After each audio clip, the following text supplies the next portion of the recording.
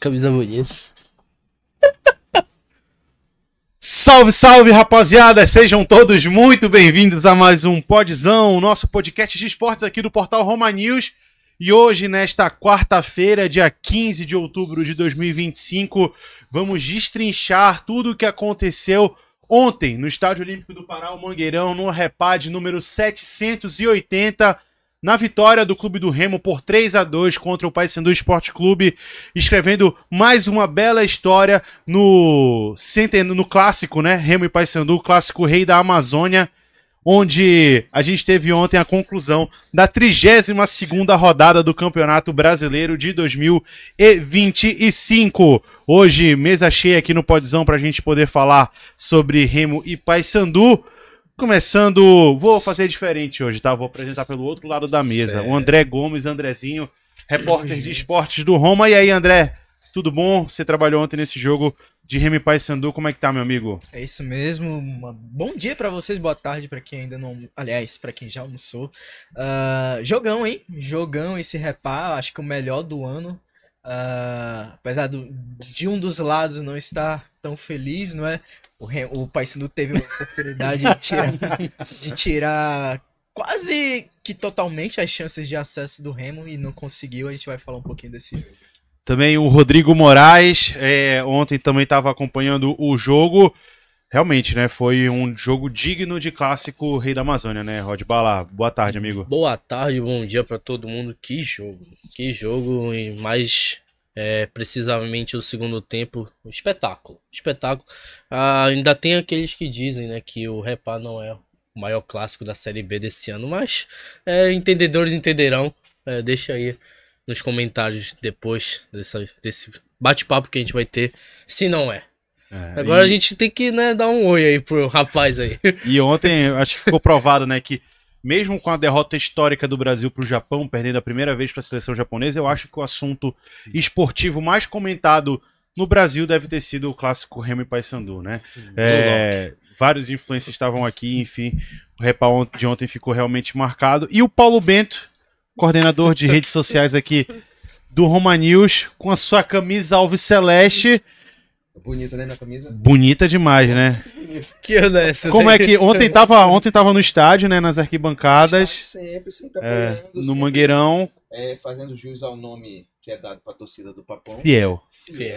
Tá Com Y, né? Hã? Fiel com Y. Tanto faz, o importante é o som e o sentimento. Não foi ensaiado, como tá? Que foi, Bento, ensaiado. acompanhar ontem um jogo que no primeiro tempo e no início do segundo ali parecia que o Remo ia ter uma vitória tranquila. O Paysandu se agiganta com as mexidas do técnico Márcio Fernandes. Empata o jogo, ensaia até uma virada, se não fosse aquele lance do Carlos Eduardo, e no final é penalizado. Eu acho que ali ficou mostrado realmente o time de azar que o Paysandu é nessa Série B de 2025, né, mano? Isso é verdade. E assim, sendo bem honesto e sem clubismo, pra mim o empate ficar de bom tamanho para ambas as equipes. Pelo que fizeram, cada um em um tempo, né? Também. Cada um ganhou um tempo e pra mim seria esse o placar mais justo. Porém, como o Alexandre bem frisou aqui, o Paysandu tá com uma zica esse ano inteiro e principalmente na Série B. Eu acho que na Série B, principalmente porque a Copa Verde, afinal de contas, a sorte já andou pro nosso lado. E tá lá no estádio ontem, eu até comentei antes da gente entrar ao vivo aqui, que era muito mais para quem gosta de ir para Repá, para quem gosta de acompanhar o Paysandu em estádio, para quem de fato é fiel, para quem estava acreditando, até porque por mais que tivesse lá 2-0, a gente não via eu não senti um clima pesado em relação ao próprio retrospecto ali do time em campo, porque ontem eu vi um Paysandu com muito mais vontade. Tanto que o Wanderson, ex-atleta do Paysandu, ídolo do Paysandu, publicou nas redes sociais dele, se questionou em relação a essa entrega. A gente viu um Paysandu totalmente diferente do Paysandu que jogou contra o Botafogo lá fora. Toma um gol ali, um time apático e foi bem diferente no Repá, por mais que tenha sofrido o gol e que, do meu ponto de vista, sentiu. o peso que foi tomar o gol lá no primeiro tempo. E no segundo tempo, aquele segundo gol ali também já reagiu de uma forma diferente do que foi o primeiro. Conseguiu, tanto que desenvolveu o jogo e ir em busca do empate. E por muito tempo ali a torcida vibrando e incentivando até tomar aquele gol. Aquele gol lá do Hernandes. Aquele gol de falta. Aquilo ali só fez dar um Foi a banho pá de cal, né? a pá de cal, apesar de que o rebaixamento do Paysandu, ele é real, ele aconteceu, do meu ponto de vista. Foi ali naquele jogo contra o Volta Redonda. Aquele jogo ali, e foi também algo que conversei antes da gente entrar ao vivo. Quando o nome do Carlos infeliz? Eduardo. Pô, infeliz. Quando tu perde o gol ali contra o Marcelo Rangel, e que do meu ponto de vista, se tu tivesse só chutado, seria menos pior. Eu falei aqui que foi muito semelhante ao que aconteceu com o Diogo Oliveira, que o Diogo Oliveira eu já isento ele, até porque o Diogo Oliveira ele tem ali a parcela dele de contribuição com o time, tanto que ele era até então artilheiro do time, tá fora do time esse período aí, machucado. Ele pelo menos chutou. Ele fez o que tinha que ser feito, que era chutar pro gol, ter essa intenção real. E quando a gente não consegue concluir aquela virada ali, logo em seguida o Remo vai para cima e num ataque sofre uma falta, e naquela falta ali eu até me abaixei ali na hora na arquibancada, e que não aconteça o mesmo que aconteceu contra o Volta Redonda e tome esse banho de água fria. Mas para mim fica muito mais o espetáculo que foi o jogo. O Repá, digno da grandeza que é Remo e Paysandu, e toda a zoação por parte da torcida do Remo. Cara, para mim isso é o tempero que dá no que é torcer para Remo e Paysandu. E obviamente daria muito mais gente na arquibancada pelo lado do Remo do que do Paysandu. E ainda assim, com muito menos torcedores. O barulho que a torcida do Paysandu fez, a torcida do Remo ficou calada boa parte do segundo tempo. Isso daí já mostra a grandeza também que é o Paysandu, e que quem está envolvido no Paysandu, direção, quem for, que tenha mais esse cuidado, que respeite essas pessoas que vão para lá, porque o que foi feito esse ano com o Paysandu, que não se faça mais, que foi ridículo, temporada ridícula, e isso tudo foi construído pela diretoria, porque nada mais óbvio e nada mais justo de culpar eles, porque os atletas estão lá por escolha deles. Até quem é trazido é por escolha deles. Ninguém chega lá se oferecendo, olha, quero jogar no Paysandu e, por caridade, deixa jogar. Não.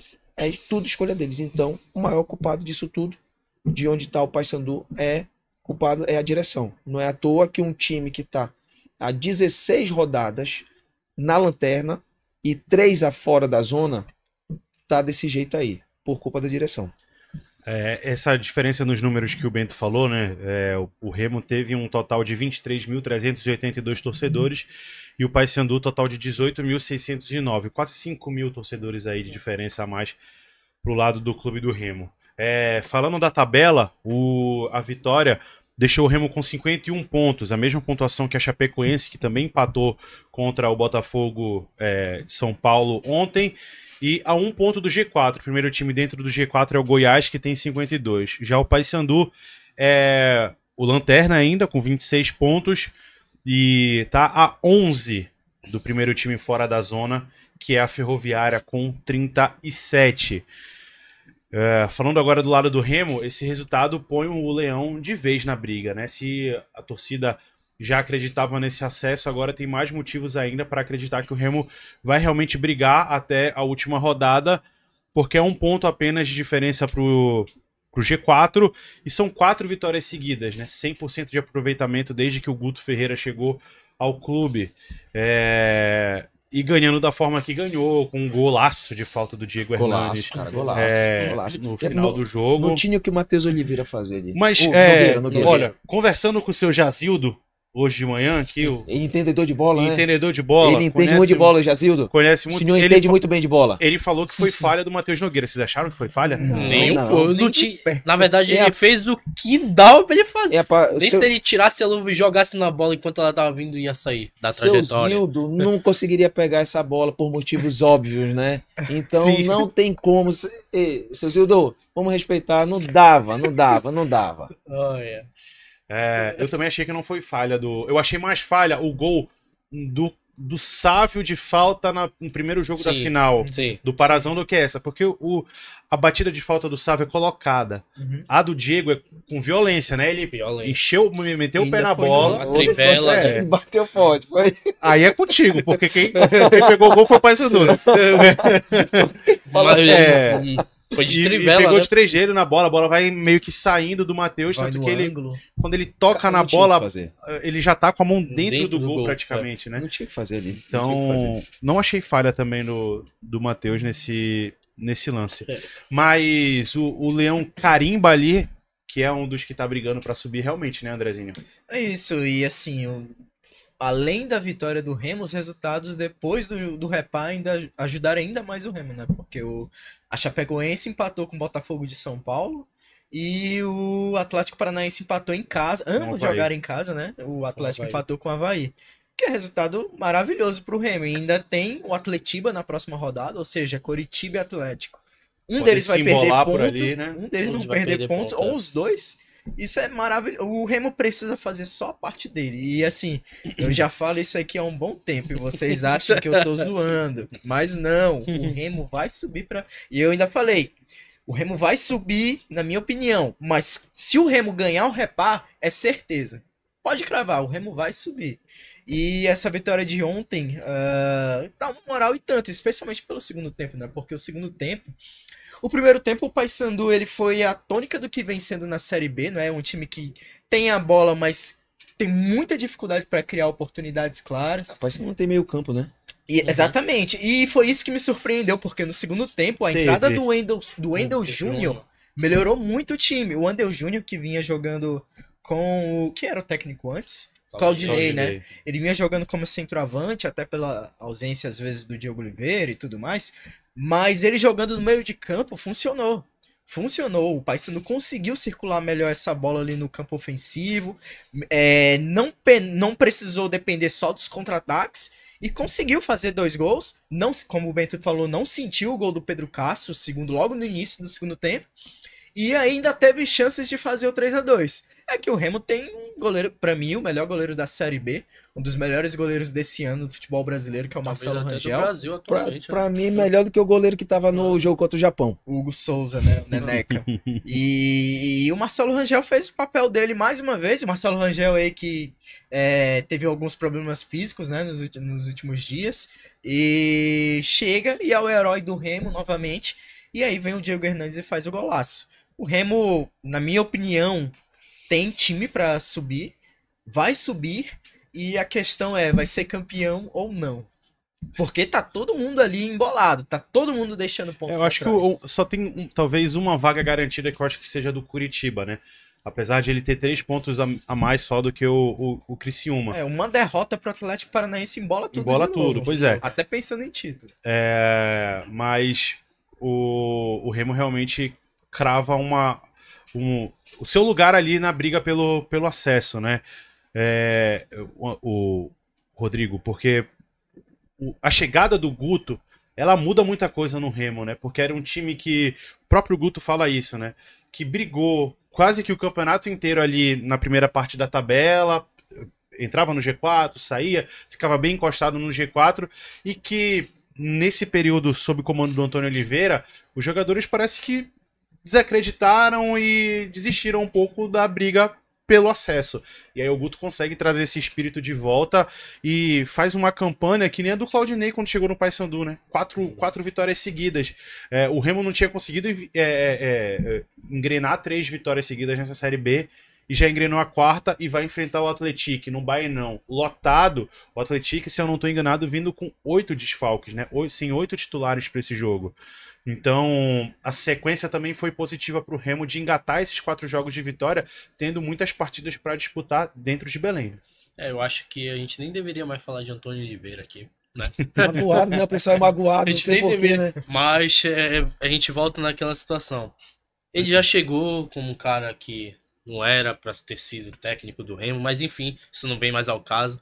Mas essa sequência do Guto no comando técnico do Remo reforça isso. É um time que não vencia em casa, sentia pressão de jogar em casa, agora não sente mais essa pressão. Muito pelo contrário, manda os seus jogos pro Bainão justamente para ter esse apoio maior da torcida. Porque jogar no Bainão é jogar É um a caldeirão, pressão, né? jogar a pressão toda pro time adversário. Então, essa sequência de 4 vitórias do Guto, essa sequência e essa vitória em cima do Paysandu, especificamente do Paysandu, dá um gás a mais e o Remo precisa só dele agora para tentar conseguir esse acesso que é tão sonhado pelo clube, que não vem desde 1993, né? Então, Nunca viu, né? nunca vi, É, filho. nunca vi. Triste. E talvez vou ver e vou trabalhar, né? Pô, bacana. Com o Remo na Série A. Mas é ficar aguardando esses próximos capítulos. O Remo, como a gente vem dizendo, ele tem mostrado agora, com a chegada do Guto, o porquê tá merecendo subir, mas antes da chegada do Guto não merecia de forma alguma. E ontem no Repá, no segundo tempo, vislumbrou um não merecimento, mas foi mais eficaz que o Paysandu e conseguiu fazer o gol no final ali. Que gol, né? Que gol. E assim, a forma com que o clássico é contado, né? O Paysandu, pô, tira energias de onde não tinha pra empatar um jogo. A torcida inflama, eu acho que o Beto não me deixa mentir, né? Tem uma hora que o lado azulino fica realmente ali na mão de sofrer uma virada. A torcida bicolor vai pra cima, o Paysandu perde aquele gol com o Carlos Eduardo. E aí, vindo do banco de reservas, o Diego Hernandes, substituindo o Pedro Rocha, que foi mal na partida, deu assistência pro Pedro Castro, deu, inclusive fala dele, né? A gente que critica muito o Pedro Castro. E ele o Pedro Castro também quase fez um golaço antes, né? Um chute, né, de fora da área. Tinha sido a melhor chance do Remo no segundo tempo até o gol. E aí o Diego Hernandes substitui o artilheiro do Remo na competição, é o camisa 33, que é justamente uma camisa para provocar o Paysandu, e faz um golaço daquele, né? Tem gente do Paysandu que fala assim, tudo que começa errado termina errado, né? E o planejamento foi assim. Fala, né, só pra gente ilustrar um pouco. Tô com um tweet aberto aqui do Fernando Ribeiro Fefux, que é narrador da ESPN, e ele fez uma lista de destaques de cada clube nessa Série B, e pra ele, claro que a lista é pessoal, opinativa e tal, os destaques do Criciúma são no gol Alisson, no meio de campo o volante Matheus Trindade e no ataque o Nicolas. 3 jogadores que estavam no Paysandu, né? O Alisson veio rápido pro Paysandu, disputou uma partida apenas, voltou pro Criciúma. O Matheus Trindade estava no Paysandu ano passado e o Nicolas estava no Paysandu também, né? Então, ainda tem um Borassi, né? Que tipo, ainda tem um Borassi que bem ou não é titular lá no time do Criciúma. E aí o destino pode ser cruel mais uma vez, porque o Paysandu, apesar de não estar rebaixado matematicamente, restam 6 jogos. São 6 jogos, né? Correto? Que restam. Isso. Então tem 18 pontos aí para o Paysandu disputar. Dá para escapar, precisa de uma combinação de resultados. Mas o próximo jogo do Paysandu é contra a Ferroviária, né? Fora de casa, que é treinada pelo Claudinei Oliveira, ex-técnico do Paysandu. Então, o cara que deu um ar de esperança pro Paysandu quando chegou nessa Série B, pode ser o cara que vai rebaixar o Paysandu, porque eu acho que uma derrota depois pra Ferroviária não tem mais o que fazer no campeonato, né? Quando a gente fala de rebaixamento do Paysandu, eu avalio muito mais o rebaixamento moral. Porque, assim... É o famoso rebaixado virtualmente, né? Porque o Paysandu, ele teve esse repente aí contra o Remo. Ele mostrou que queria ganhar, mas o que aconteceu? Não ganhou. Logo, um time nessas condições, assim, que precisa de 6 vitórias em 6 jogos, não vai ser o Claudinei que vai decretar o rebaixamento do Paysandu. como eu digo e reforço, foi ali, assim, a última, a última cartada foi ali contra o Volta Redonda. Para mim foi crucial em relação a ali ainda manter as esperanças, porque ali se perde as esperanças e esse rebaixamento ele vem, como bem dito, de um planejamento que começou errado, tá dando errado. Logo, não vejo que seja essa situação em relação ao Corinthians. Agora ele tem uma grande vantagem, né? Ele sabe as peças que Principalmente o Garcês, né? trabalham aqui. E, cara, o Garcês é quem se destaca. E ontem Ontem foi louvável, né, a atuação do Garcês. Ele tava jogando no sacrifício. Ficou Fez ali o gol, encostado né? na ponta esquerda, que era só pra realmente atacar sem precisar E eu voltar. via que ele também ele alternou durante o primeiro tempo, ele chegou aí pra ponta direita, pra ver se dava uma surpreendida. Ficou mordido com o Edilson no segundo tempo ali, que o Edilson vai carimbar uma bola pra ele, carimba errado, né, que era pra ele chegar finalizando já. Fez o Mostrou gol. mostrou gol. então que tava querendo ganhar o jogo, né? Exatamente. E isso é o que eu acredito que falte mais do coletivo, do time todo, de quem entra para poder substituir quem tá saindo, obviamente, mostrar essa vontade de querer ganhar. E é o que vai, é a tônica do Paysandu. Ele tá rebaixado desde o começo, porque, afinal de contas, um time que fica fora, se comemora 3 rodadas fora da zona, pelo amor de Deus. É que falta também qualidade, né, no elenco, no time como um todo, porque o Atlético Paranaense, por exemplo, tava naquela situação escrota, não é? E aí tem essa última janela, se reforça bem, e não é à toa que, é verdade que perdeu os últimos jogos, aliás, são 3 jogos sem vencer, mas estava numa sequência ali de 7 vitórias seguidas, eu acho. Tinha sido a maior sequência, né? E tava lá já no G4. E assim, porque contratou e bem na janela. Remo contratou. O Diego Hernandes chegou na janela e fez gol importante. Tem sido importante pro Remo. E o Paysandu não contratou. O Paysandu não teve condições de contratar por conta do transfer ban. E assim. Contrato errado ainda, né? E assim, Mas eu nem sei se. Mas contratação é isso, tem uns que dá certo. Mas eu acho que, por exemplo, eu acho que tem algumas contratações do Paysandu. Por exemplo, há contratações tipo a do Cantígio, do Remo, né? É um cara que agora o Guto prefere não usar porque ele tá se readequando fisicamente. Mas tem contratações do Paysandu que a gente Totalmente não sabe onde os caras estão, pô. Peterson, Ontem né? o Peterson, o Nicola no banco, aquele careca que chegou agora também, que veio também. Nicola. O volante? É o volante. O volante. O Ramon Vinícius. Ramon Vinícius. São Tem peças contratações que a gente vê que, tipo assim, vieram com aval até do Márcio Fernandes já, mas que nem o Márcio Fernandes aproveitou. O Carlos Eduardo também estava meio que encostado ali, entrou, acho que porque não tinha mais ninguém também. Sinceramente, eu acho que essas opções aí foram mais opção Z do time, porque claro não tinha isso. dinheiro para Eu acho que era muito mais também para poder dar uma resposta assim, olha, torcida, estamos contratando. Não importa se o cara tem qualidade ou não. O que não deu para fazer por causa do transfer ban, agora a gente tá fazendo, tá trazendo gente. Cara, foi muito mais por isso. Exatamente, mas pra tentar fazer número, porque nem número não tinha, não é? Antes nem número não tinha, e o Paysandu sofria com isso. O cara se lesionava, quem ia jogar? Foi muito mais um atributo político ali para poder apaziguar a torcida, porque no mais, cadê o critério? Qual é essa questão qual é essa avaliação? Aí reforço o que eu disse. Cara, só é contratado porque a diretoria tá de acordo. A diretoria que trouxe. E assim, como o Bento falou, esse rebaixamento não nasceu agora no campeonato, né? Ele vem, e na verdade ele vem desde o ano passado. E se a gente colocar na balança, rebaixamento nunca é bom. Nunca é bom. Mas, se a gente for colocar na balança, era melhor não ter adiantado as verbas ano passado e ter caído, ter condições de voltar esse ano, contratando, tendo dinheiro, do que na situação que o Paysandu tá indo para a Série C de 2026. Porque não se surpreendo se o Paysandu lutar pelo rebaixamento em 2026 na Série C. Porque o time, a condição financeira que o Paysandu vai para essa Série C é horrível, horrorosa. E assim, a gente pode ver um cenário caótico, né? Caótico e assim, próximo do que a gente viu. O Paysandu em 2015, 2016, que o Paysandu tava na Série B e o Remo na Série D, a gente pode ver o contrário agora e ainda pior, porque o Remo pode estar na Série A e a gente vê um rebaixamento, uma queda livre do Paysandu como foi em 2005.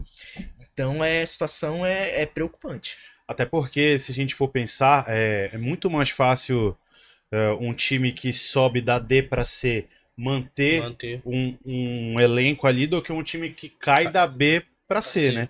Então, os times que subiram, Santa Cruz, o Barra... Tem de Limeira, se eu não me engano. Talvez. Tem até um jogo aí que tá em investigação. Pois é, esses times, eles já estão pensando no ano que vem, né? Já Subiu, já estão se preparando, vamos manter esse, vamos manter aquele e tal. O Paysandu precisa já começar a pensar, porque realmente já estava difícil escapar do rebaixamento, agora tá quase que impossível, pô. Precisa vencer todos os jogos e torcer para combinações de resultados. Então, o Roger, o Frontini, principalmente o Roger, né? Eu acho que ele tem que tomar a responsabilidade para ele e falar assim: e agora, qual que vai ser o próximo passo? A gente mantém o Frontini ou não? Vai ser ele o executivo de futebol? Vai ter executivo de futebol? Ou a gente vai montar uma diretoria para tocar o esporte, né? O Márcio, continua ou não? Márcio, tu aceita ter uma redução de salário? Porque certamente não vai dar para pagar o mesmo salário que paga pro Márcio agora na Série B. O contrato dele é até o fim do ano, né? Até agora o final. Vai renovar, não vai? Assim Chega com os jogadores, principais né? cabeças do elenco. Garcês, Diogo Oliveira, o Vilela já garantiu ontem em exclusiva pro Lucas, nosso repórter Lucas Neves, de que vai continuar no Paysandu independente do rebaixamento ou não. Então, assim, tem que formar já a espinha dorsal pro time pra não passar perrengue também numa Série C, né, Bento? E eu ainda acho que esse time, por exemplo, do Paysandu, ele é ruim. Acho que ele brigaria com possível acesso para uma série B, se tivesse na Série C. Não Porque é certeza. muito limitado, cara. O elenco ele é muito limitado, muito limitado. Tem horas que a torcida grita: troca esse time, mexe esse time.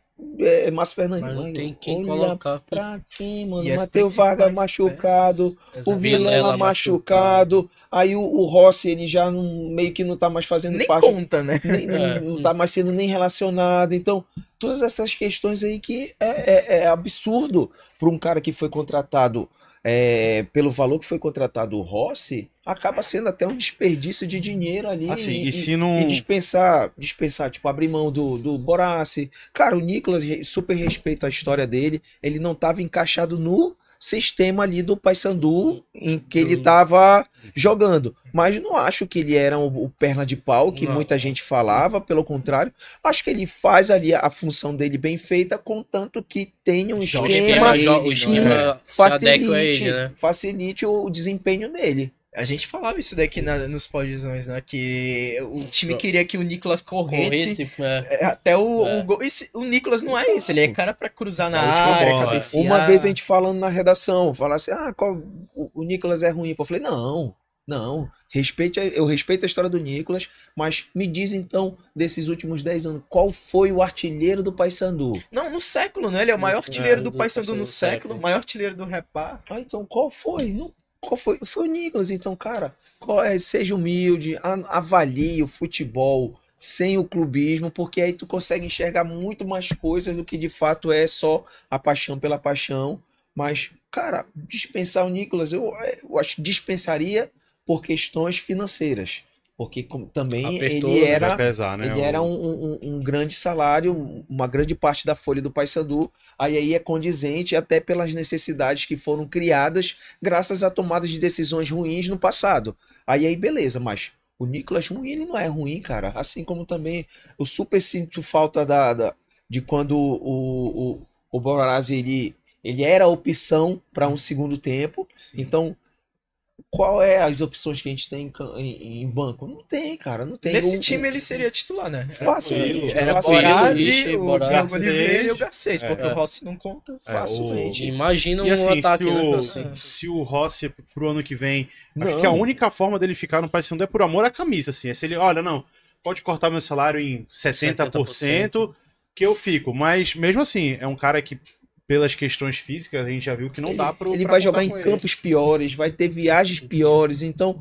ele tende a se machucar mais. Que, enfim, eu acho que o torcedor não tá mais tão... amor, né, com ele. Com amor, vivendo uma situação dessa com o Rossi. Senhores, então a situação fica bem complicada.